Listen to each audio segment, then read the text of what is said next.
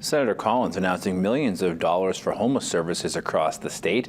A total of $22.6 million will be distributed between 12 groups.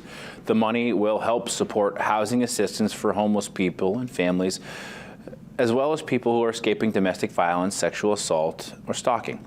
Of the organizations receiving money, the state of Maine is getting $13.8 million.